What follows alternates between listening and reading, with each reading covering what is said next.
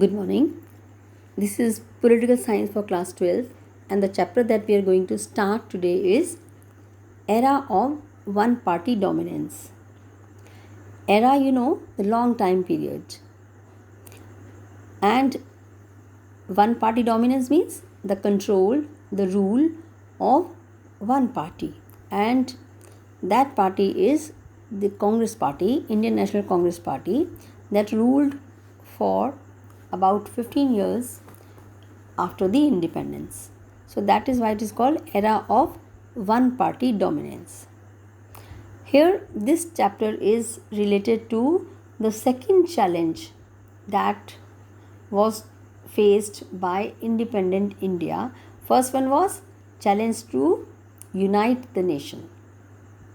Okay, and now second one is challenge of building democracy or establish democracy, and first one was building nation, in which we had done about the mergers of princely states and the reorganization of the states on the basis of language or lingual basis. This chapter is related to the elections or to the establishing the democracy or democratic form of government. Okay, so mainly this is related to the elections, first general elections, and the rule of one party, that is Indian National Congress, in how many parts, how many states in our country, that we are going to do in this chapter. So this is the topic is challenge of building democracy. We know the difficult circumstances in which we became independent, and after that the first challenge was there to unite India, and that was achieved. Now the second challenge was there, how to run the country. Okay, how to rule the country, how to run the country, and how to form the democracy that was promised, and that was a dream of our freedom fighters and leaders and the people. That was the ambition of the people, to have our own government of the people, for the people, by the people of India only. And for this only we had struggled for many years. Whereas democracy in many other countries, that was not possible by the leaders, because their thinking was different. They were thinking, although they got liberated at the same time, but we wanted to establish democracy, and they were not in favor of that, thinking democracy will give rise to conflict, tensions, criticism, differences, because people would exercise their political rights, and it would not be easy to control them. Whereas we thought, no, we would go for this part, although we were much bigger in size, more populated than other countries, more complicated in the sense of diversity, but we chose this path only, although it was a difficult, tough path, but that would be for the benefit of the people only, for the interest of the people only. So we were committed to form democracy, and we were aware about the problems also, or the critical role of politics also in democracy, but our leaders saw this as a way to solve the problems of the people by themselves only, through their representatives in our country. And the purpose of political activity is and should be deciding and pursuing public interest. This was the aim and thinking of our leaders. And for this purpose of having democracy as a base for the development of the people, our constitution, you all know, was already prepared, and it was drafted, and it was adopted on 26 November 1949 and signed on 24 January 1950, and came into effect on 26th January 1950. So by that time, the country was ruled by a temporary government known as interim government. And now it was necessary to install a formal, real democratic form of government which is formed by elected members or elected people. And the rules and laws for having elections were already laid down in the constitution and they were helpful.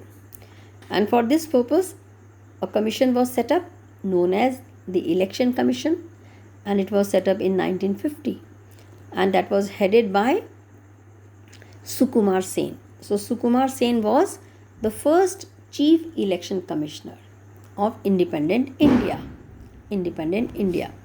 And first general elections took place in 1951-52, but more popularly it is known as the general elections of 1952 because it was completed in 1952 only. But the preparations, like voters list, delimitation of the constituencies. What is constituency? Constituencies are the areas to have elections. Okay, constituencies are the areas from where the representatives are elected by the people living in that particular area. So that work was also to be done. Then voters list that was prepared was not correct, as nearly 40 lakh women, their names were not there and they were just mentioned as wife of so and so, mother of so and so, daughter of so and so. So that voter list had to be prepared once again correctly.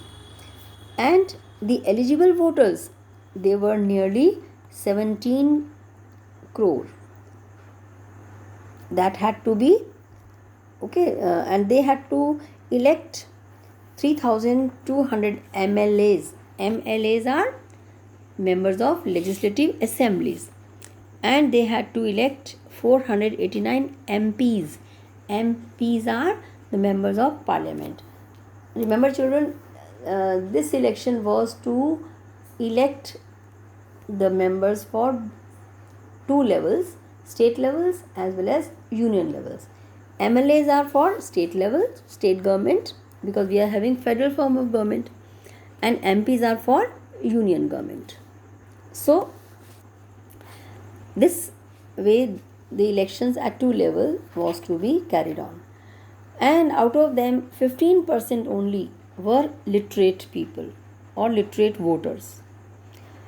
For them, or to train them, over 3 lakhs officers were trained to conduct the election.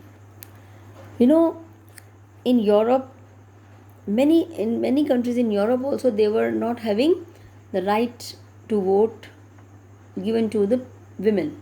But in our country, we had adopted universal adult franchise, in which men and women, people of all the spheres, can take part in the elections. And literate people were mainly, democracy was mainly formed by literate people in either North America or in Europe. And India was a country that was having only 15% literate people and 17 crores eligible voters, no experience of having elections. So that was very doubtful by the people of India also, some people of India also, and other countries also. And they were taking this as a risky step for India. It was doubted by many people and countries that it would be a failure and biggest gamble in history. A magazine organizer wrote that the PM, Pandit Jawaharlal Nehru, would live to confess the failure of universal adult franchise in India. And a British member of the Indian Civil Services claimed, a future and more enlightened age will view with astonishment the absurd fears of recording the votes of millions of illiterate people. So they were having it would be a failure to conduct the elections, in which so many people, and that too so many illiterate people will conduct, even the women. But to the surprise for all the critics, the result was very positive. And Hindustan Times claimed there is universal agreement that the Indian people conducted themselves admirably in the largest experiment in democratic elections in the history of the world. That was very admirable step by the people. And India's general elections of 1952 became a landmark in the history of democracy all over the world, because in no country at such a large level, for the first time, the democratic form of government was formed by the people of such a big country and by the people in such a large number. Okay, so that was a landmark in the history of democracy all over the world, and it proved that democracy could be practiced by the people of any condition: poverty, illiteracy, education. you know it can be practiced anywhere in the world.